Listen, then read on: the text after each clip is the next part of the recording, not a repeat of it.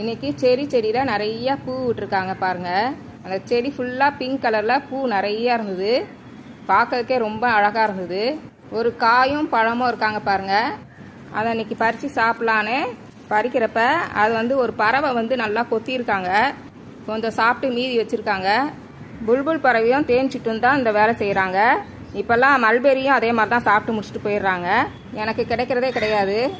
ஒரு புது செடியில் 2 தக்காளி பிஞ்சு விட்டுருக்காங்க. அதுக்கப்புறம் பார்த்தீங்கன்னா பீக்கங்காய் நல்லா பெரிய பீக்கங்காவாக ஆகிட்டாங்க. அவங்கள இன்றைக்கி அறுவடை செய்ய போகிறேன். அதுக்கப்புறம் பார்த்தீங்கன்னா முள்ளங்கி கொஞ்சம் பெருசாகிட்டு வராங்க.